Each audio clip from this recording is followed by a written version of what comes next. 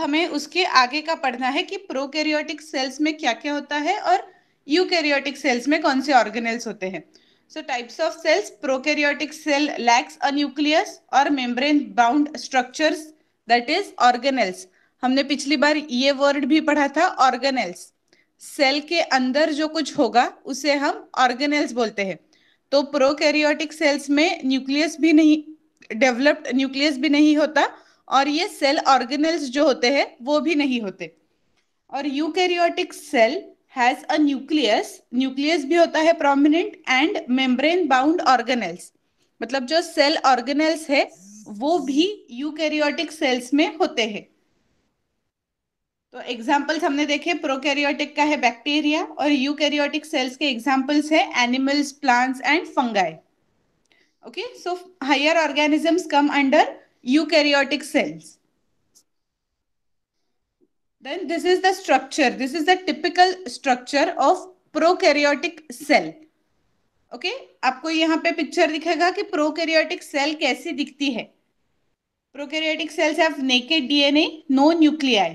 आप इसमें देख सकते हो कि यहाँ जो डीएनए है, ये जो रेड कलर का बीच में जो धब्बे जैसा बड़ा दिया है, उसे उन्होंने नाम दिया है, देखो, न्यूक्लियोइड या डीएनए। एक ऐसा न्यूक्लियस का प्रोमिनेंट स्ट्रक्चर नहीं रहता, सेल में डीएनए फ्री फॉर्म में रहता है। उसे कोई मेम्ब्रेन बाउंड ऑर्गेनेल में डीएनए नहीं है, बल्कि ऐसे ही वो सेल में यहाँ वहां घूमता डीएनए दिखेगा प्रोकैरियोटिक सेल में। Few internal structures, few internal structures मतलब क्या होते हैं, राइबोसोम्स होते हैं। हमने देखा था पिछली बार, राइबोसोम्स दोनों में होते हैं, सिर्फ साइज का डिफरेंस होता है प्रोकैरियोटिक और यूकैरियोटिक के राइबोसोम्स में। बाकी एग्जाम्पल तो one sailed organisms like bacteria. तो बाकी के कौन से स्ट्रक्चर्स है प्रोकैरियोटिक सेल में, तो न्यूक्लियोइड मतलब डीएनए है फ्री फॉर्म में। उसके बाद क्या है, फ्लैजेला है, flagella is for movement. Prokaryotic cells भी मूव करती है, यहां से वहां जाने के लिए प्रोकैरियोटिक सेल्स में फ्लैजेला होता है।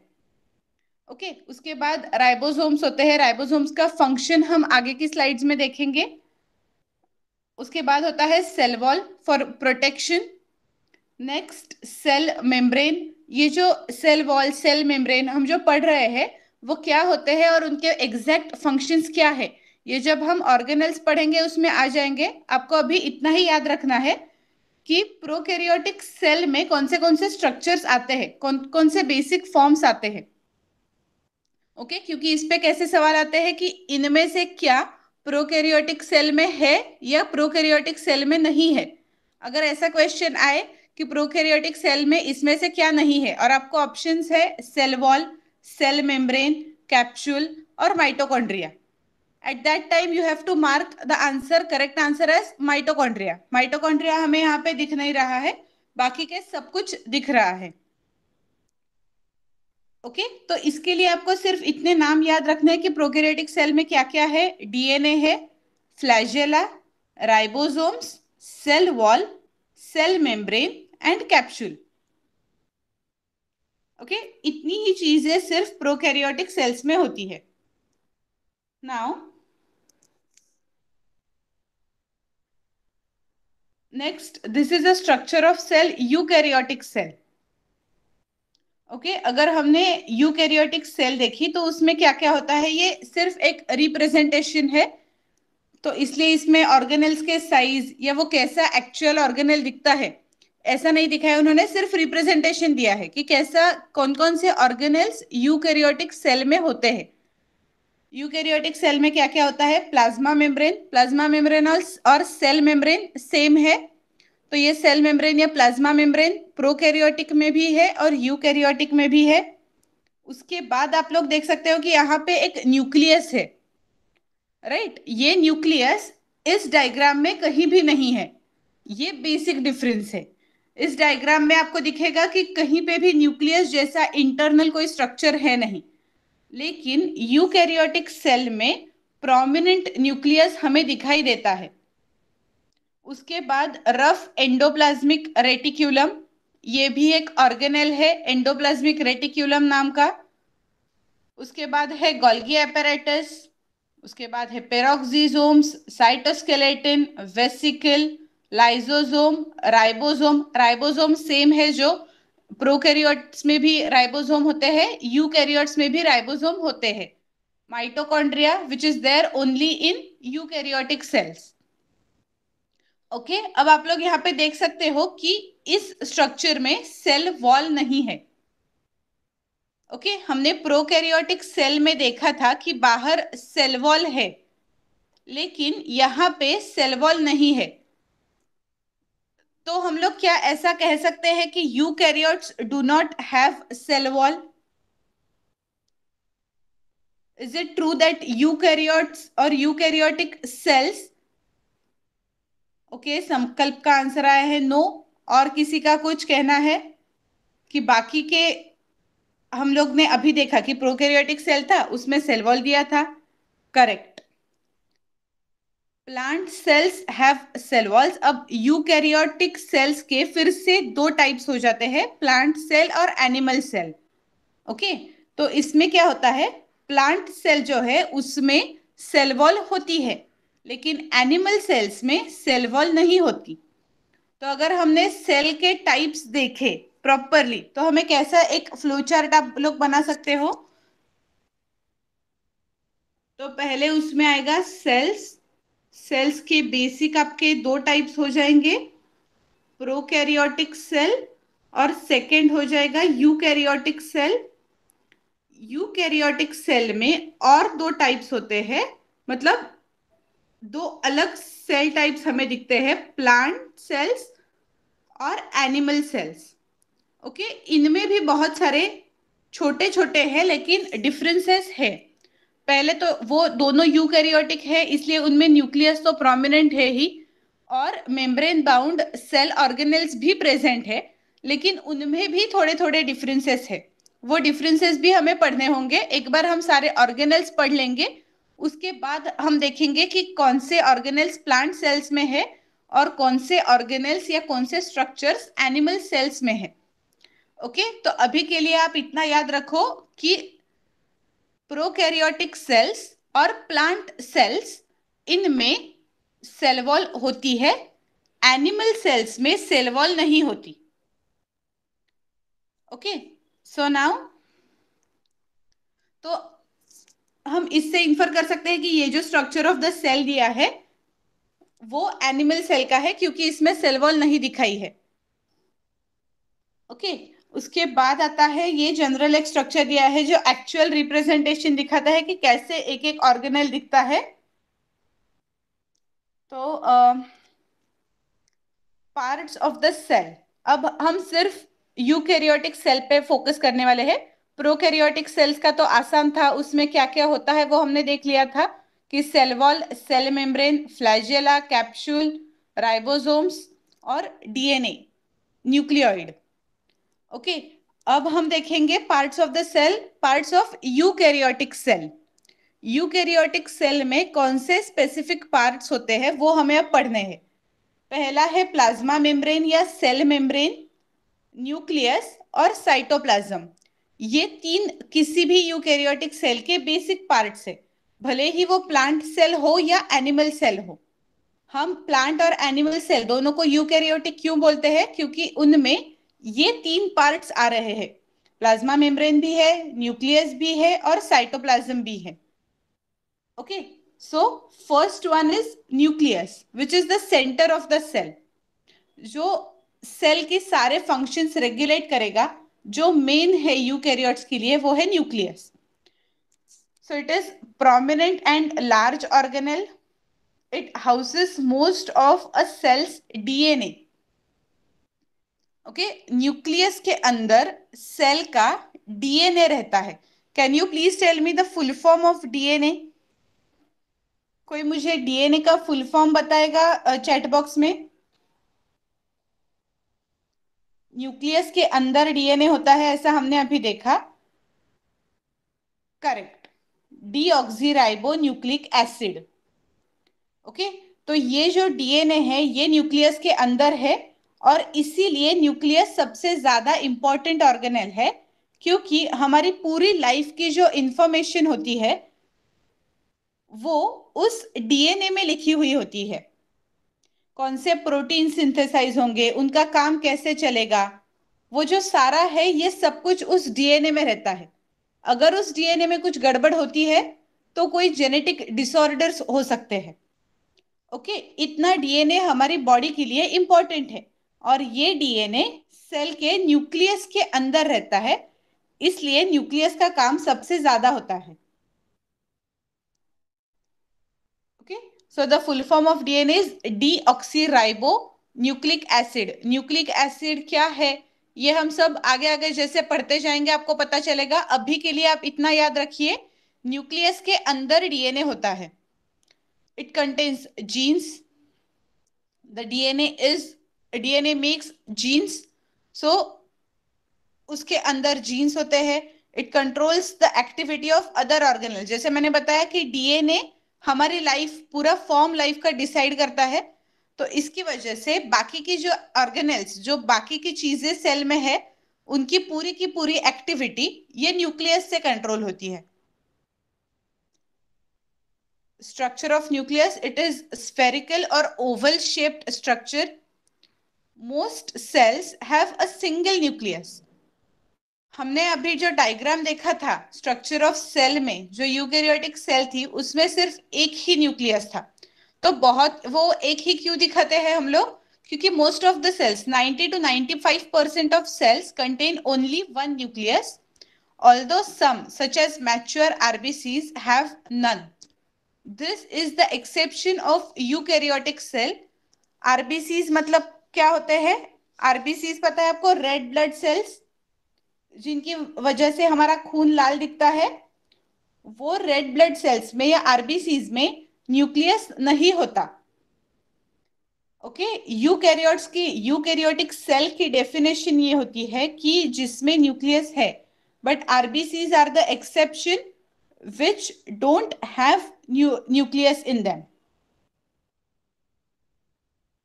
ओके, और इसमें मैं आपको एक एक्स्ट्रा बात बता देती हूँ कि कैमल जो होते हैं, ऊंट, उनके आरबीसीज में सिर्फ और सिर्फ न्यूक्लियस प्रेजेंट रहता है। बाकी किसी भी एनिमल के रेड ब्लड सेल्स में न्यूक्लियस नहीं होता। But there is exception of camel who has nucleus in its RBCs. Okay, तो in contrast skeletal muscle cells have multiple nuclear. तो इन जनरल हम ऐसा बोल सकते हैं कि बहुत सारे सेल्स में एक न्यूक्लियस है। आरबीसीज ये एक्सेप्शन है जिनमें एक भी न्यूक्लियस नहीं है, और स्केलेटल मसल सेल्स है जिनमें बहुत सारे न्यूक्लियाई है, more than one nuclei are present. तो ऐसा भी होता है। The nuclear envelope membrane of the nuclear is continuous with rough ER. तो जैसा हमें सेल के ऊपर एक मेम्ब्रेन होती है, वैसे ही न्यूक्लियस के ऊपर भी मेम्ब्रेन होती है विच कवर्स दैट न्यूक्लियस। और जो न्यूक्लियस के अंदर है उन सारों को कवर करने के लिए ये न्यूक्लियर मेम्ब्रेन काम करता है। देन न्यूक्लियर पोर्स, इस मेम्ब्रेन में थोड़े से पोर्स होते हैं जिससे कि बाहर का जो न्यूक्लियस के बाहर की चीजें हैं वो अंदर आ सके। मैं डायग्राम तक बताती हूँ आपको कैसा हो जाएगा इसका। अगर हमने न्यूक्लियस कंसिडर किया, ये अगर हमारे सेल के अंदर का न्यूक्लियस है ऐसा हम कहे, तो these are nuclear pores. These are nuclear pores. इनका क्या काम, क्या होता है, जो बाहर का कुछ चीजें अगर अंदर आनी है सेल से तो वो इस न्यूक्लियर पोर्स से आ सकती है, या न्यूक्लियस से अगर कुछ बाहर जाना है तो वो जा सकता है। और ये जो कवरिंग है, ये है, इसे हम न्यूक्लियर मेम्ब्रेन बोलते हैं। ओके, ये न्यूक्लियर मेम्ब्रेन की वजह से एक बैरियर तैयार हो गया बाकी के सेल ऑर्गेनेल्स के बीच में और न्यूक्लियस के बीच में। क्यों? ताकि हमारे डीएनए प्रोटेक्टेड रहे। That is the aim, that DNA should be protected because it is controlling all the functions of your life. So it should be well protected. और इसीलिए न्यूक्लियस के अंदर वो रहता है, मतलब सेल का पहला बैरियर, उसके बाद न्यूक्लियर मेम्ब्रेन का बैरियर, और सबसे अंदर सेंटर में हमारा डीएनए प्रेजेंट रहेगा। Okay, so now Each nuclear pore consists of circular arrangement of proteins surrounding a large central opening. जो मैंने अभी डायग्राम में दिखाया, pores मतलब openings है जिसमें से molecules अंदर बाहर जा पाएंगे न्यूक्लियस के. So now the functions. यहाँ पे इतना ज्यादा डिटेल्ड हमें स्ट्रक्चर में जाने की जरूरत नहीं है, हमें सिर्फ फंक्शंस देखने हैं. What are the functions of nucleus? It controls cellular structures, direct cellular activities and produces ribosomes in nucleoli. अब ये न्यूक्लियोलाई क्या होता है? इस न्यूक्लियस के अंदर और एक छोटू सा सर्कुलर स्ट्रक्चर रहता है जिसे हम बोलते हैं न्यूक्लियोलाई. ओके, तो ये न्यूक्लियोलाई का काम होता है राइबोसोम्स का प्रोडक्शन. जो हमने देखे थे, जो प्रोकैरियोट्स में भी है और यूकैरियोट्स में भी है, वो राइबोसोम्स, उनका सिंथेसिस न्यूक्लियोलाई में होता है. Okay, so these are the three main functions of nucleus which you have to remember कि न्यूक्लियस का काम क्या है हमारी सेल के अंदर, यूकैरियोटिक सेल के अंदर. तो वो ये तीन है कि it controls cellular structures, it direct cellular activities and produces ribosomes in nucleoli. Okay, so this is all about nucleus. Now the next organelle. आपको न्यूक्लियस के बारे में पता चला पूरा? न्यूक्लियस क्या है वो समझ में आ गया आपकी? आपने इमेजिन कर लिया कि कैसे, कहाँ पे ये न्यूक्लियस प्रेजेंट है? Okay, very good. जब आप लोग ये डायग्राम देख रहे हो ना, तो डायग्राम के ऊपर से वो आप आपके दिमाग में ऐसे फिक्स कर लो कि यहाँ पे न्यूक्लियस का पोजीशन है, उसके हिसाब से आपको उसकी एक्टिविटी याद रहेगी, उसका फंक्शन याद रहेगा. क्योंकि हर एक ऑर्गेनेल का स्ट्रक्चर और फंक्शन याद रखना बहुत जरूरी है. उस पे क्वेश्चंस आ सकते हैं बहुत सारे. ओके, सो यूकैरियोटिक सेल्स में हमने ऑर्गेनेल्स पढ़ने शुरू किए हैं. मेन थ्री पार्ट्स हमने देखे, वो ऐसे होते हैं: प्लाज्मा मेम्ब्रेन, न्यूक्लियस और साइटोप्लाज्म. उसमें से पहला पार्ट या ऑर्गेनेल हमने पढ़ लिया था न्यूक्लियस. नाउ यूकैरियोटिक सेल्स में जो बाकी के ऑर्गेनेल्स है वो हमें पढ़ने हैं. The second organelle is ribosomes. So the ribosomes are the sites of protein synthesis. Okay, protein synthesis ये एक हमारी बॉडी का सबसे इंपॉर्टेंट काम है जो डीएनए से डायरेक्ट होता जाता है.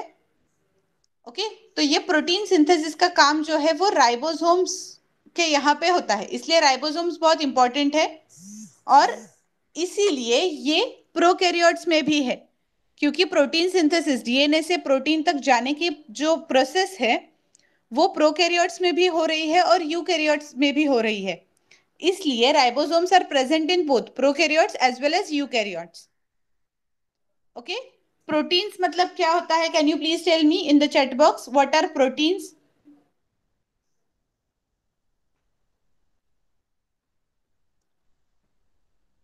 आपने अभी पढ़ा होगा कि हमें कोविड के सिचुएशन में इम्यूनिटी के लिए we should have proteins. Correct, proteins are nutrients. Like हमने अगर एग्स में बहुत प्रोटीन्स होते हैं, मिल्क में प्रोटीन्स होते हैं, right? Correct. So proteins are nutrients which are the part of our diet, जो हम लोग कंज्यूम करते हैं, ऊपर से लेते हैं प्रोटीन्स. फिर अब ऐसा सवाल किसी के दिमाग में आ रहा है कि अगर हम बाहर से जो खा रहे हैं उसे हम प्रोटीन्स बोल रहे हैं, तो ये राइबोसोम्स कौन सा प्रोटीन सिंथेसाइज कर रहे हैं? मेरा सवाल आपको समझ में आ गया मैं क्या पूछ रही हूँ? अगर हम लोग ऐसा इमेजिन करें कि बहुत सारे जो पल्सेस है उनमें बहुत सारे प्रोटीन्स होते हैं, तो सारे लोग एक ही टाइप की पल्सेस खा रहे हैं. एक घर में अगर तूर की दाल बन रही है तो पांचों लोग वही दाल खा रहे हैं, तो हर एक की अंदर जाके सेल्स से कौन सा अलग प्रोटीन बन रहा है?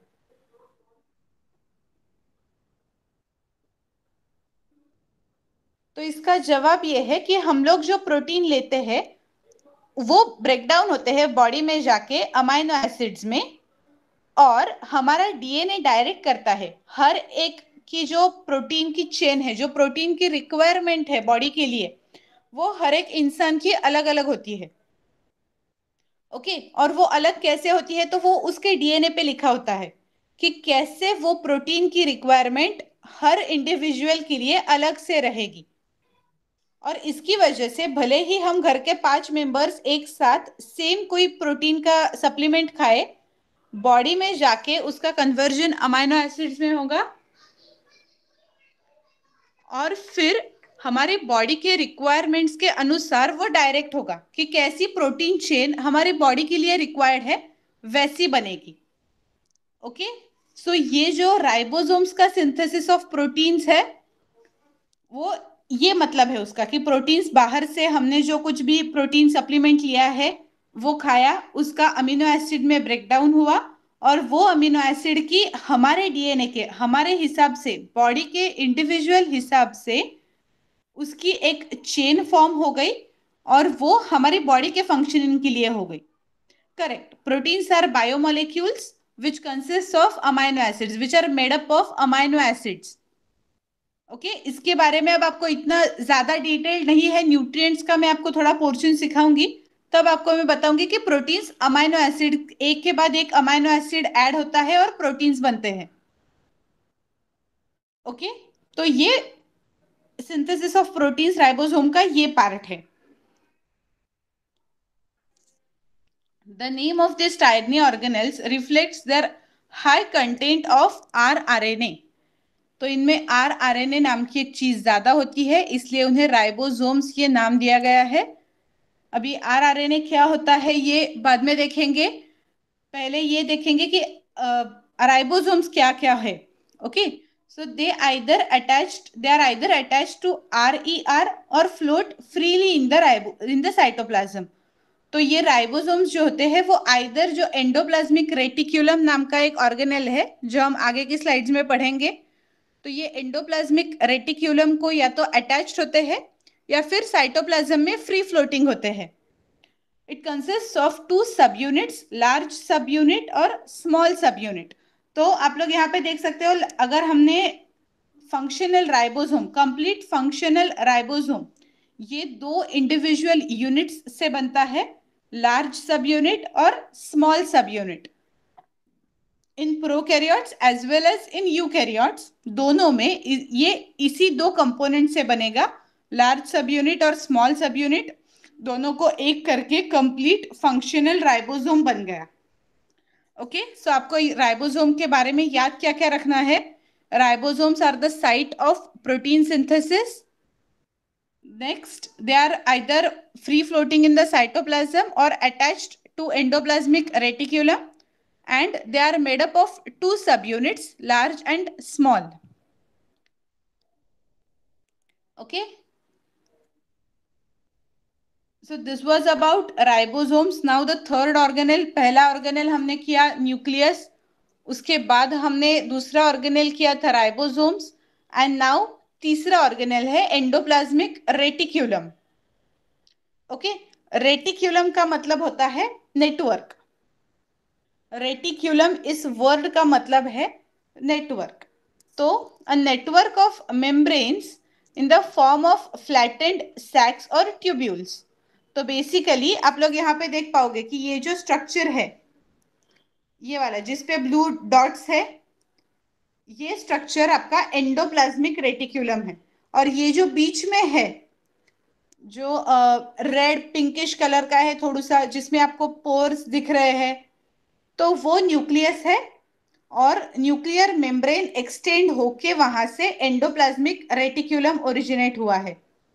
Okay, so it is basically a network of membranes, और उस मेम्ब्रेन पे जो ब्लू डॉट्स दिख रहे हैं वो ब्लू डॉट्स है राइबोसोम्स, जो हमने पिछली स्लाइड में पढ़ा organelle ribosomes. Those ribosomes are present here on endoplasmic reticulum.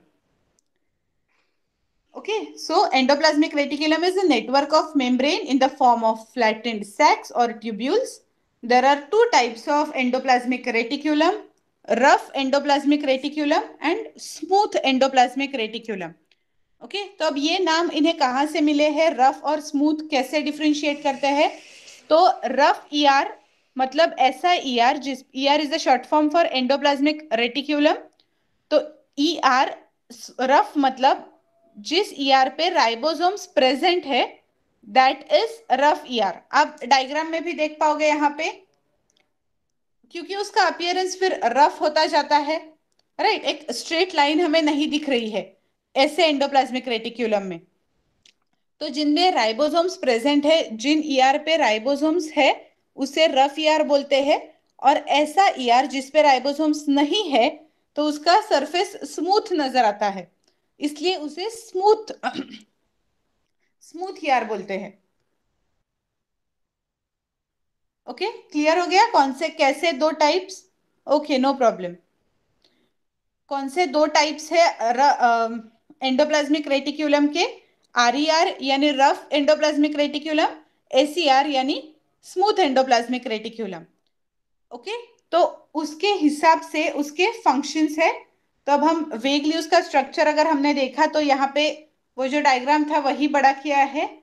ये आप लोग यहीं पे दोनों ईआर देख सकते हो। न्यूक्लियर एनवेलप है पहले, उसके बाद कंटिन्यूएशन में रफ ईआर है जिसपे ब्लू डॉट्स वाले राइबोसोम्स है, और उसके बाद भी एक नेटवर्क है, सिमिलर अपीयरेंस है उसका, बट उस पे ब्लू डॉट्स नहीं है, तो उसे हम स्मूथ एंडोप्लाज्मिक रेटिकुलम बोलते हैं।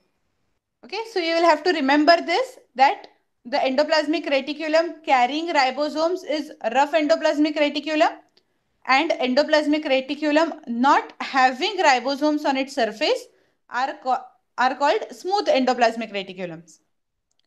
ओके, तो ये दोनों चीजें आपको याद रखनी पड़ेगी थोड़ी सी, कि आरईआर मतलब जिनमें राइबोसोम्स है, एसीआर मतलब जिनमें राइबोसोम्स नहीं है।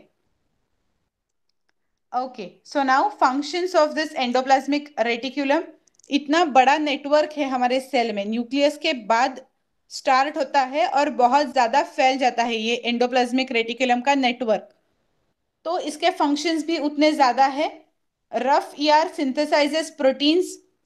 इट्स नेचुरल दैट राइबोसोम्स का मेन फंक्शन है protein synthesis, ribosomes rough ER पे है, इसलिए रफ ईआर का भी मेन फंक्शन है protein synthesis. Okay, then RER involve in post translational modification such as ग्लाइकेज। ओके, तो ये ट्रांसलेशन वगैरह प्रोसेसेस थोड़ी ज्यादा हमें बाद में पढ़नी पड़ेंगी, तो पहले आप इतना याद रखिए कि प्रोटीन सिंथेसिस में RER का काम है, और ACR का ACR मतलब स्मूथ एंडोप्लाज्मिक रेटिकुलम का काम है फॉस्फोलिपिड, कोलेस्टेरॉल, स्टेरॉइड हार्मोन्स के सिंथेसिस में। Okay, so in general, what you can say that RER is involved in synthesis of proteins and SER is involved in synthesis of lipids. Okay, so in general, endoplasmic reticulum का function है synthesis of proteins and lipids. उसमें protein synthesis करते हैं rough ER और lipid synthesis करते हैं smooth ER. Okay, is it clear with endoplasmic reticulum now? Endoplasmic reticulum क्या है, कहाँ पे है, और फंक्शंस, ये तीनों चीजें आपके लिए इंपॉर्टेंट है। इन तीनों में किसी पे भी आपको क्वेश्चन आ सकता है। This all information is from ninth और 10th standard. Okay,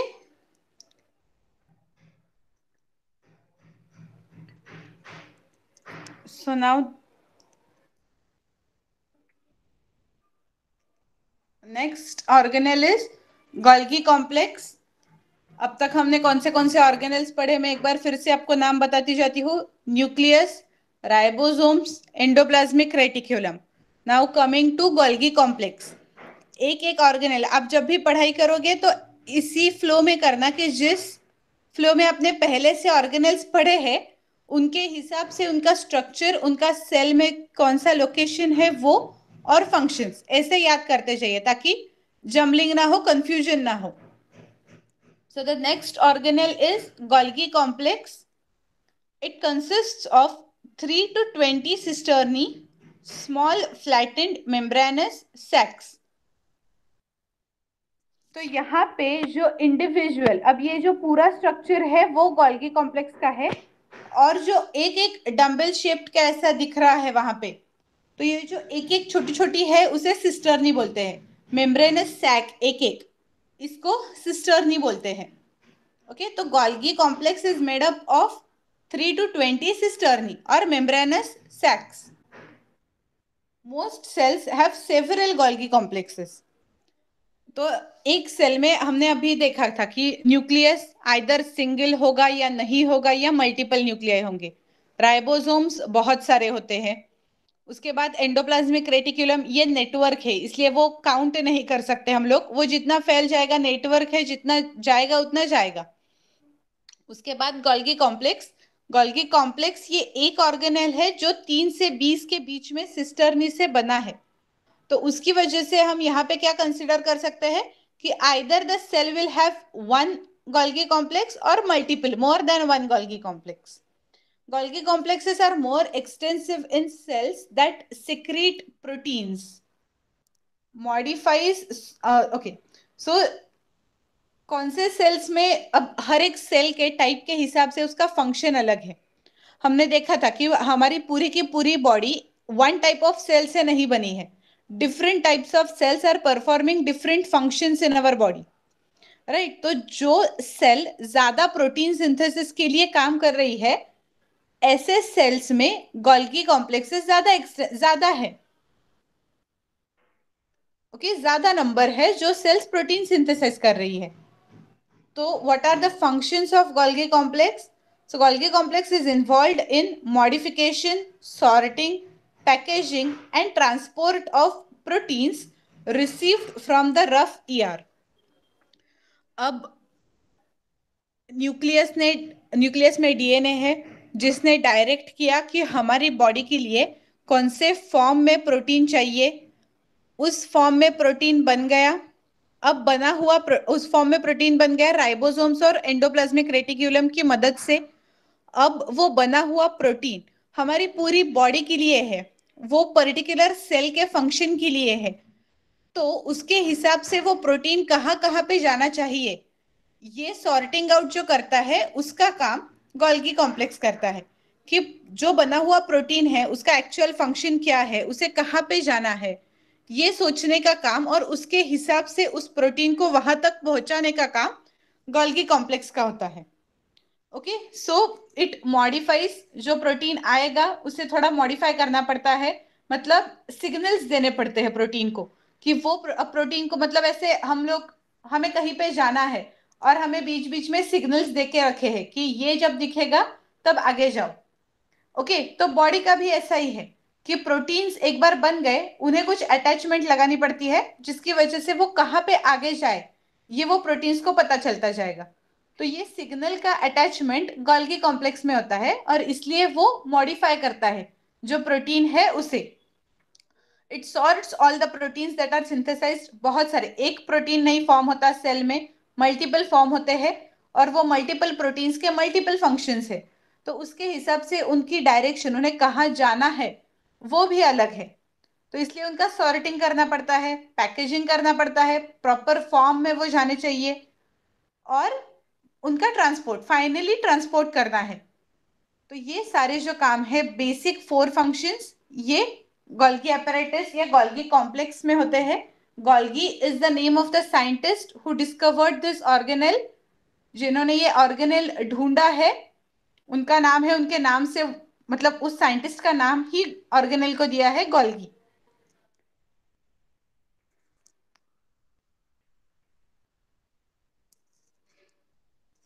okay, so ये एक छोटू सा रिप्रेजेंटेशन है कि कैसे जो प्रोटीन बनेगा वो कहाँ से कहाँ जाता है. तो यहाँ पे आप लोग देख सकते हो कि एंडोप्लाज्मिक रेटिक्यूलम है, राइबोसोम है, उस पे प्रोटीन सिंथेसाइज हो गया है.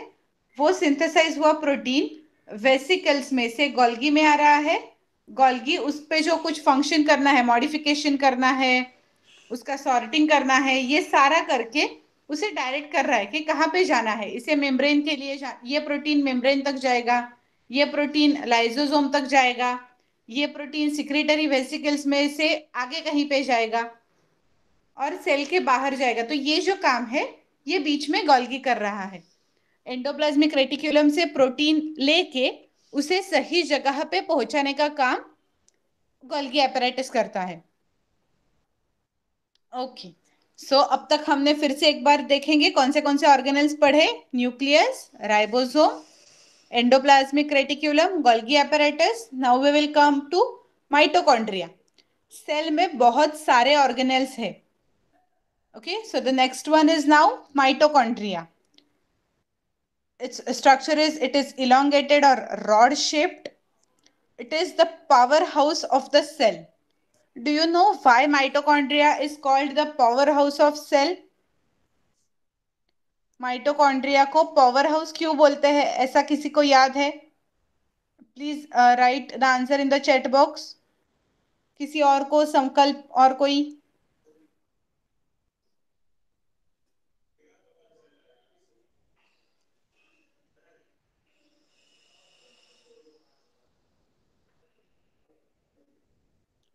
Correct. It produces and stores ATP. Therefore, mitochondria is called the powerhouse of the cell. Okay, ATP मतलब adenosine triphosphate, which acts as a energy for the cell. ATP ये stored form of energy in the cell है. Correct. तो इसलिए वो ATP produce करके store करता है, जो एनर्जी है हमारे सेल की बेसिक. इसलिए उसे powerhouse of the cell बोलते हैं. Okay.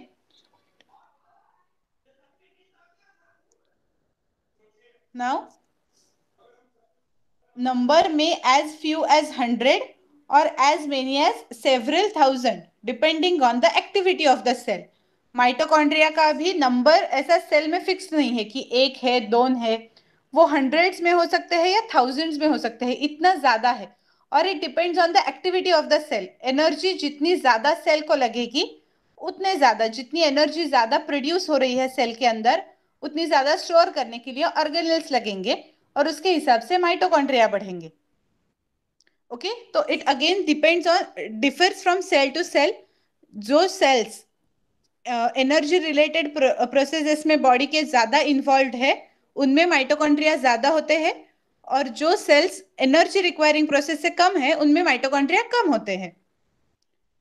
Active cells such as muscles, liver and kidneys which use ATP at a high rate have a large number of mitochondria. तो जिनमें एनर्जी की ज्यादा जरूरत है, ऐसे सेल्स, एग्जांपल्स उन्होंने दिए हैं मसल्स, लिवर, किडनी, जिनमें ज्यादा एक्टिविटी चालू रहती है, एक्टिव सेल्स है, तो इसके लिए एनर्जी का रिक्वायरमेंट भी ज्यादा है. और ऐसे एक्टिव सेल्स में माइटोकॉन्ड्रिया की अमाउंट ज्यादा होती है. So this question can come in exam. Which cells have large number of mitochondria? Okay, so then the answer will be, if there are options given, muscle cells, liver cells, kidney cells, nerve cells, ऐसे कुछ options दिए हैं, तो उसमें से आपको एक option choose करना पड़ेगा. या एक्टिव सेल्स आप याद रख सकते हो कि कौन से सेल्स में, फिर आपको याद करना पड़ेगा कि एक्टिविटी किन सेल्स में, गिवन सेल्स में ज्यादा है, वो सेल का आप लोग नाम लिख सकते हो या वो ऑप्शन आप चूज कर सकते हो. Okay, so this is the structure of mitochondria. इसमें क्या है? माइटोकॉन्ड्रियल मेम्ब्रेन है, मैट्रिक्स है. अब cristae, the foldings of mitochondria, यहाँ पे आपको दिख रहा होगा कि ऐसे फोल्ड्स है मेम्ब्रेन अंदर, इनर मेम्ब्रेन इज फोल्डेड, तो उन फोल्ड्स को बोलते हैं क्रिस्टी. ओके, बहुत सारे बार, मतलब जो 9th 10th में जब हम लोग ये स्टार्ट करते हैं पढ़ना, तो सिस्टर्नी और क्रिस्टी में थोड़ा कंफ्यूजन हो सकता है. Cisternae are present in Golgi complex, cristae are present in mitochondria. Okay, so ये याद रखना पड़ेगा, cisternae Golgi complex, cristae mitochondria. तो ये जो फोल्ड्स है वो, उनको क्रिस्टी बोलते हैं. और ये माइटोकॉन्ड्रिया में है, राइबोसोम्स है माइटोकॉन्ड्रिया में, और एंजाइम्स, बहुत सारे एंजाइम्स प्रेजेंट रहते हैं. So the function of mitochondria is to generate ATP through reactions of electron transport chain. तो एटीपी का production, it helps in biochemical reactions such as oxidation of fatty acids, TCA. ये बहुत सारा detail है, आपको सिर्फ इतना याद रखना है कि mitochondria is known as powerhouse of the cell. Its number is higher in active cells. And third, why is it called powerhouse of the cell? Because it produces and stores ATP, or stores energy in the form of ATP. Okay, so this was about mitochondria. Now we will come on to the next organelle, that is lysosomes. So यहाँ पे भी हम लोग इस word को split कर सकते हैं.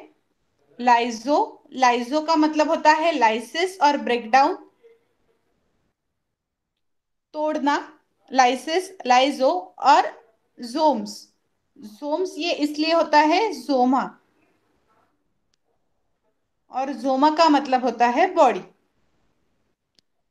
ये जोम्स वर्ड आपको बहुत सारे जगह पे नजर आएगा. Chromosomes, ribosomes. ओके, सो ये हम अभी जो पढ़ रहे हो लाइजोसोम्स है. लाइसिस करने वाली बॉडीज जो सेल्स में होती है वो. तो those organelles are known as lysosomes. These are membrane enclosed vesicles that form from the Golgi complex. Golgi complex से ये ओरिजिनेट होते हैं. इनका सिंथेसिस, लाइसोसोम्स का खुद का सिंथेसिस गोल्गी कॉम्प्लेक्स से होता है. They have 60 kinds of powerful digestive and hydrolytic enzymes. Do you know about enzymes? Enzymes क्या होते हैं पता है? कभी पढ़ा है पहले एंजाइम्स के बारे में? In a simple way, enzymes are biological catalysts.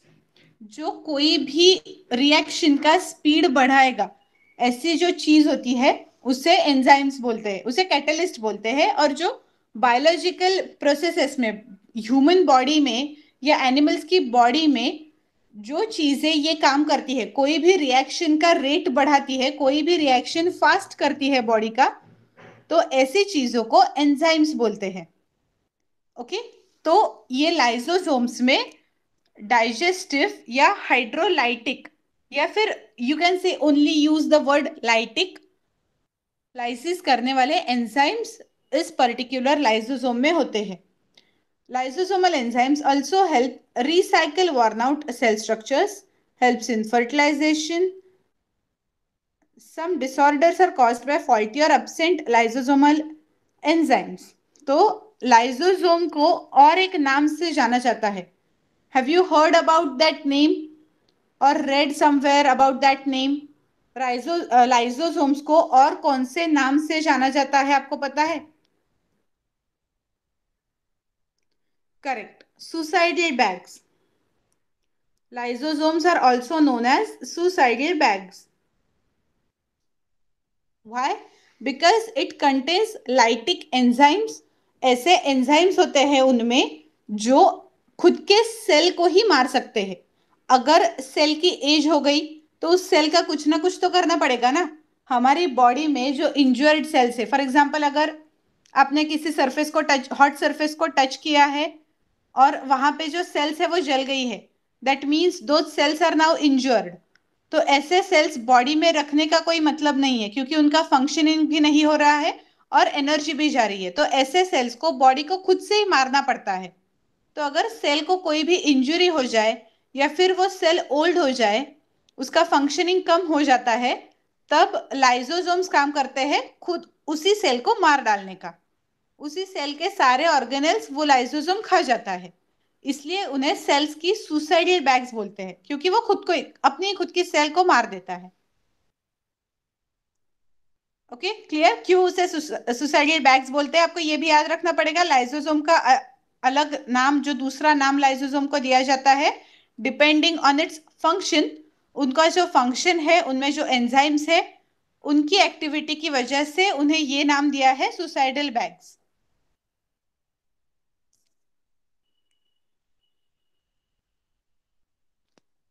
Okay, so next are, ये सारे बहुत सारे डिटेल्ड स्ट्रक्चर्स है सेल के, इतने आपको अभी नहीं लगेंगे. हम इस पे छोटे से थोड़े एमसीक्यूज सॉल्व करेंगे. The first question is regarding, हमने जो लास्ट ऑर्गेनेल पढ़ा है उसी के बारे में है. विच of the following statements is incorrect about the lysosomes? It is a membrane bound organelle found in plant as well as animal cells. It is also called the suicidal bag of the cell. It helps in synthesis of protein. It acts as a dispatch station of protein products received from the endoplasmic reticulum. तो इनमें से कौन सा statement wrong है ये आपको बताना है। तो अब जो हमने डायरेक्टली, अब प्लांट्स और एनिमल्स में ये सारे रहते ही है। हमने जो अभी ऑर्गेनेल्स पढ़े, all were common to plants and animals, दोनों में होते हैं वो सारे ऑर्गेनेल्स। जो एक्सेप्शंस है वो हम लोग नेक्स्ट लेक्चर में पढ़ेंगे ताकि कंफ्यूजन ना हो, एक्सक्लूसिवली प्लांट में कौन से है और एनिमल में, वो हमें नेक्स्ट लेक्चर में पढ़ने हैं। इसलिए आज हमने जो कोई ऑर्गेनेल्स पढ़े वो सारे यूकैरियोटिक सेल्स प्लांट्स और एनिमल्स दोनों में प्रेजेंट है, ऐसे ऑर्गेनेल्स पढ़े हैं। तो पहला पॉइंट तो करेक्ट है। सेकंड जो है हमने अभी पढ़ा कि लाइसोसोम्स का दूसरा नाम सुसाइडल बैग्स होता है, तो वो भी करेक्ट है। Third is it helps in the synthesis of proteins. Do you think this is the correct option? Very good, correct, ये करेक्ट ऑप्शन है कि lysosomes are not involved in synthesis of proteins. Which organelle is then involved in the synthesis of proteins?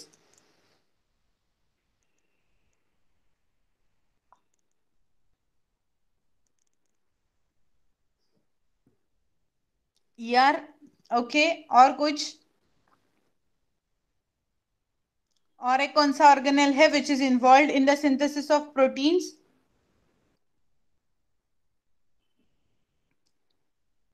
एक तो हो गया ER, यानी endoplasmic reticulum, rough endoplasmic reticulum is involve in the synthesis of proteins. और एक organelle हमने पढ़ा था which is involve in the, no nucleus, no nucleus only directs DNA, but it is not involved directly in the synthesis of proteins. The second organelle that we learned,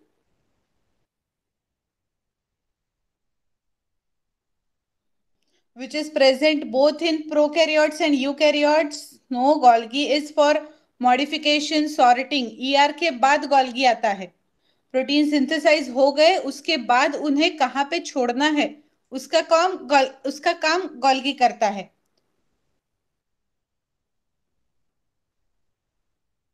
I'll give you another hint. The organelle which is present in both prokaryotes and eukaryotes with the difference in size. Others can also answer. Please write something in the chat box ताकि मुझे पता चलेगा कि हमने पूरे lecture में जो पढ़ा वो आपको कितना याद है।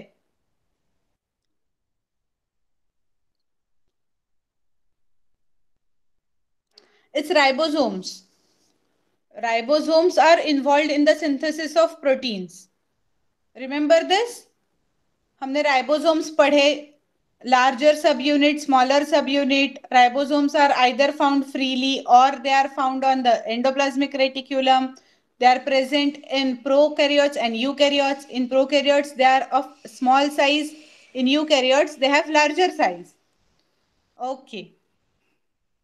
जब भी आप लोग ये कॉम्पिटिटिव एग्जाम की पढ़ाई करोगे तब याद रखिए कि जो अब सिर्फ ऑप्शन करेक्ट आ गया इसका मतलब उस क्वेश्चन का आंसर तो आ जाएगा, लेकिन उसमें जो ऑप्शंस है उनके रिलेटेड आपको क्या क्या याद आ रहा है वो भी एक बार चेक कर लेना होता है।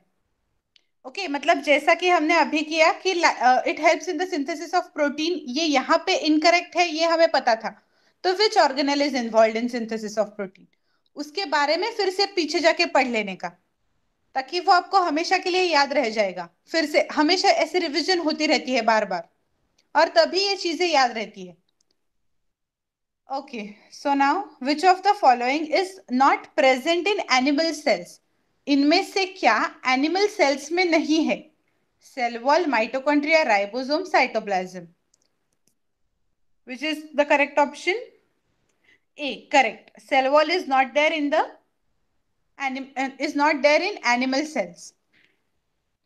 Which of the following protects the body? अब हमने ये नहीं पढ़ा है, अभी के सेल्स के बारे में हमने इंडिविजुअल सेल के फंक्शंस में नहीं पढ़ा था, but if you know from somewhere else then please answer this question. Which of the following protects the body against infectious disease and foreign invaders? मतलब हमारी बॉडी का जो इम्यूनिटी बिल्डअप है, आपने शायद अभी कोविड के केस में ये पढ़ा होगा कौन करता है? ल्यूकोसाइट्स। करेक्ट। करेक्ट आंसर है ल्यूकोसाइट। ल्यूकोसाइट का another name for leucocytes? Very good, white blood cells. डब्ल्यूबीसीज और white blood cells are the leucocytes जो ब्लड में हमारे प्रेजेंट है, और उनका काम है फॉरेन सब्सटेंस को, इन्वेडिंग सब्सटेंस को बाहर रखना। मतलब बॉडी की हमारी जो इम्यूनिटी होती है, it is because of these cells, leucocytes और डब्ल्यूबीसीज। Which among the following is the most important role played by ribosome in the cells? So now the answer is very easy. इसमें से कौन सा आएगा option? C, synthesis of proteins.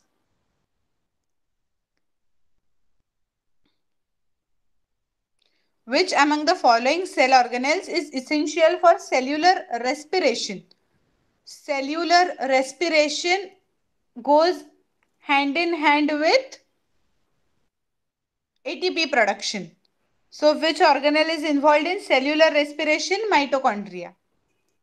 Correct. Cell membrane के बारे में हमने अभी नहीं पढ़ा है।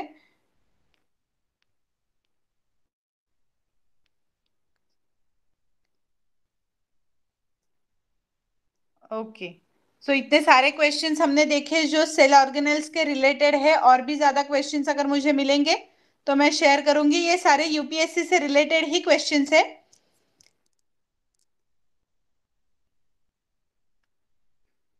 ओके, सो आज के लेक्चर में हमने हमने अभी तक जितना बायोलॉजी का पढ़ा है, वो पहले लेक्चर में हमने थोड़ा सा इंट्रोडक्शन लिया था कि जो सेल्स के रिलेटेड है, उस सो जो साइंटिस्ट के रिलेटेड था। उसके बाद लास्ट लेक्चर में हमने सेल्स पढ़ा, बेसिक सेल्स क्या होते हैं, उनका साइज, शेप, उनके दो टाइप्स, मेन दो टाइप्स पढ़े, प्रोकैरियोटिक और यूकैरियोटिक।